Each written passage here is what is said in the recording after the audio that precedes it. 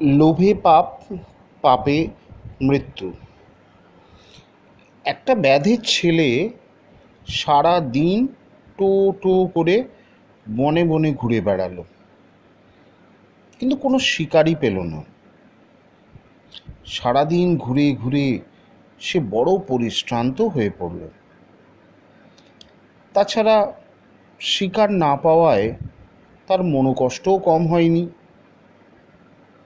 অস্তগামী সূর্যের দিকে চেয়ে সে আপন মনে বলল, বেলা আর নেই, এবার বরং ঘরেই ফিরি। এমন সময় ঘোঁত ঘোঁত করে ছুটে এলো এক বন্য শূকর।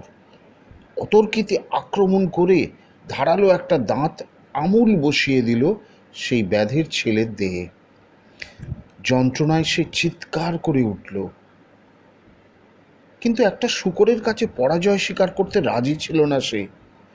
দু পা পিছিয়ে গিয়ে চোখের নিমেষে সে একটা ভীষণ তীর ছুঁড়ল শূকরটাকে লক্ষ্য করে। গোঁ গোঁ চিৎকার করে শূকরটা মাটিতে পড়ে ছটফট করতে করতে মারা গেল। এদিকে ব্যাধের ছেলেও আর দাঁড়িয়ে থাকতে পারল না। শূকরের ভীষণ দাঁতের আঘাতে তার গা থেকে অজস্র রক্ত ঝরতে লাগলো। যন্ত্রণায় আর অবসাদে তার গা ঝিমঝিম করে উঠল, মাথা ঘুরে গেল।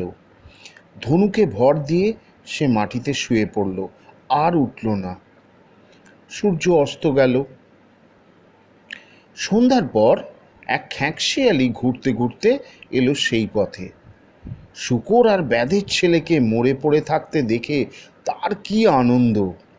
আনন্দে ধেই ধেই করে সে নাচতে লাগলো। সে বলল, মেঘ না চাইতেই জল, কদিন থেকে না খেতে পেয়ে কি কষ্টই না পাচ্ছিলাম, এবার ভগবান মুখ তুলে চেয়েছেন।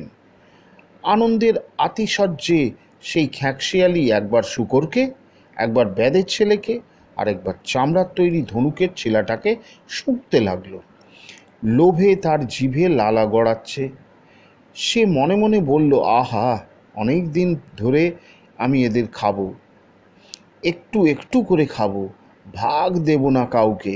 আজ কোনটাকে খাই? মানুষটাকে? না, ওর নরম মাংস কাল সকালে খাবো আরাম করে। শূকরটাকেই খাই আজ রাতে। শূকরটাকে খাবো? না, ওর চামড়া বড় শক্ত, রাতে ছিঁড়তে পারা যাবে না। তাছাড়া রাতে আমার খিদেও বেশি নেই।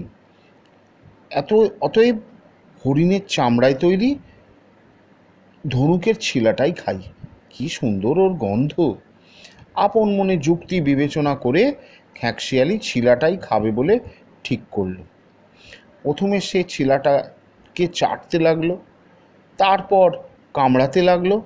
এক কামড়, দু কামড়, পট পট করে ছিলাটা ছিঁড়ে গেল, আর প্রকাণ্ড ধনুকটা ছিলামুক্ত হয়ে ছিটকে গিয়ে খ্যাঁকশিয়ালির বুকে বিঁধল, আর তার খাওয়ার জন্মের মতো ঘুচে গেল।